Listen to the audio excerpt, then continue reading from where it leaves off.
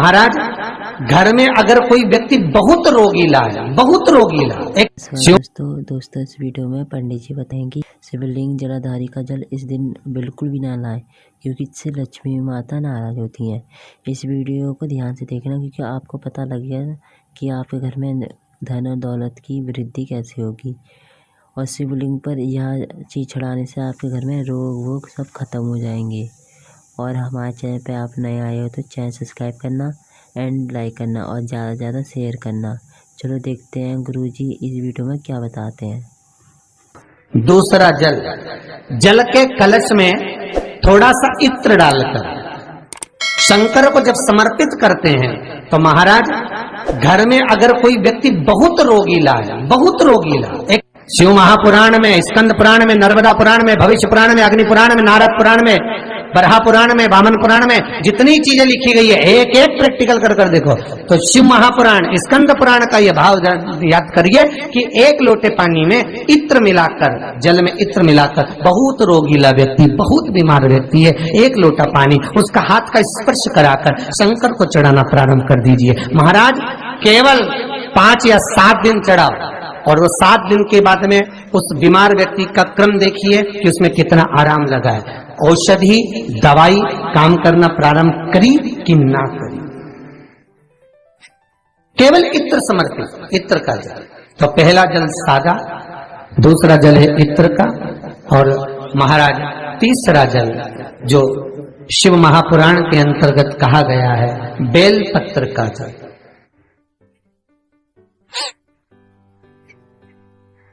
तीसरा जो जल है वो बेलपत्र का जल है। बेलपत्र का जल कैसा?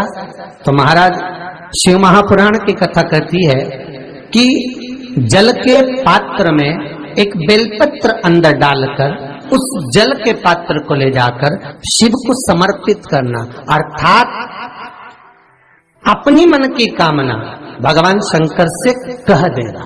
केवल बेलपत्र के माध्यम, बोलना नहीं है हमको कुछ, हमें कुछ कहना नहीं है। 3 तरह का जल का जो व्याख्यान वर्णन किया गया, एक सादा जल जो भगवान को कहा, आपने अपना एड्रेस बता दिया, आपने अपने मन का भाव बता दिया। इत्र का जो जल चढ़ाया गया वो केवल रोग मुक्ति के लिए चढ़ाया गया। और तीसरा बेलपत्र, अगर उस जल में एक बेलपत्र भी पड़ी हुई है और वो बेलपत्र पड़ा हुआ जल आप जिस भाव से चढ़ा रहे हो, जिस कामना से चढ़ा रहे हो, शंकर वो कामना आपकी पूर्ण कर दे। और लिंग पुराण को अगर आप पढ़ेंगे तो उसमें पाएंगे कि लिंग पुराण के अंदर लिखा है कि आप शंकर को अगर जल भी नहीं चढ़ाएं, आप शंकर को वस्त्र भी नहीं चढ़ाएं, आप शंकर को फूल भी ना चढ़ाएं, आप बेलपत्र भी ना चढ़ाएं, अगर शंकर को आपने कुछ भी ना चढ़ाया तो केवल शंकर के मंदिर में 2 क्षण जाकर उस शिवलिंग के सम्मुख में बैठ जाओ, कुछ मत बोलो, केवल मौन होकर उसको निहार लो, केवल मौन होकर निहार लो। बहुत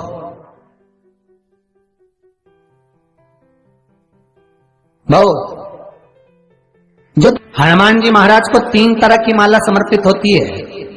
एक आंकड़े के पत्ते की, दूसरी बेलपत्र के पत्ते की, तीसरी पीपल के पत्ते की।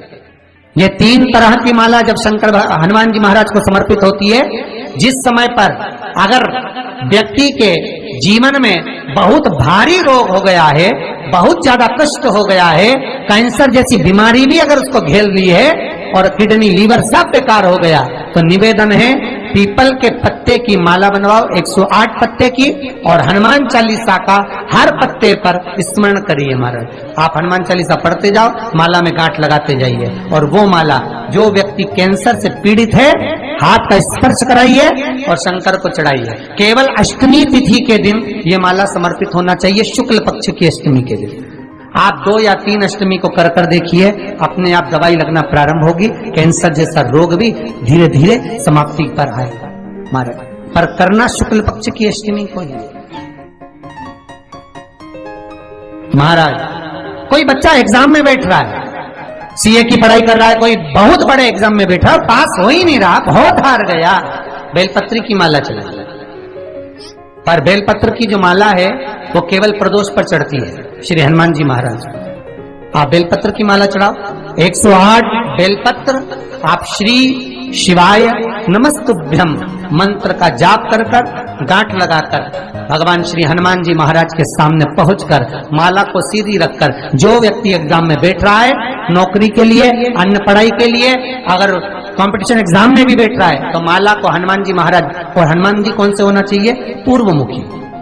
हनुमान दक्षिण मुखी नहीं चाहिए। पूर्व में जिन हनुमान जी का मुख हो वो माला ऐसी समर्पित कर हनुमान चालीसा का पाठ कर 3 बार स्मरण कर माला श्री हनुमान जी को पहना दीजिए। ऐसा कोई एग्जाम नहीं जिसमें से आप निकल ना पाए महाराज, पर करना आपको पड़ेगा। प्रदोष का दिन होना चाहिए, प्रदोष के भगवान, और प्रयास जहां तक हो सके प्रदोष काल में अगर चढ़ाएंगे तो ज्यादा फलदायी रहेगा प्रदोष काल में। तीसरी है आंकड़े की माला। महाराज आंकड़े के पत्ते की जो माला होती है, ये माला कार्य की सिद्धि के लिए होती है। इसमें एक एक आंकड़े के पत्ते पर सीताराम लिखा जाता है। मात्र एक पत्ता ऐसा होता है जिस पत्ते पर सीताराम नहीं लिखा जाता।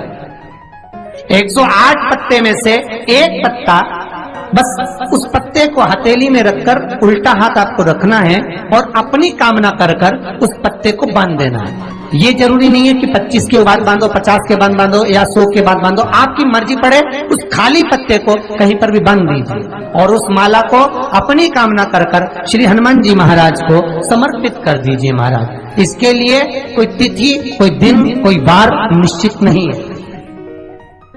बस ये माला जब हनुमान जी को चढ़ जाए तब एक घी का और एक तेल का दिया हनुमान जी के सम्मुख में लंबी बाती का लगा देना महाराज। एक घी का, एक तेल, और अपनी कामना कर आप आ जाइए। आपकी वो कामना 2.5 महीना या 3 महीना, इससे ज्यादा नहीं जाएगा, वो कामना बाबा पूरी करेगा। क्योंकि शिव और हनुमान ये सब एक ही स्वरूप है।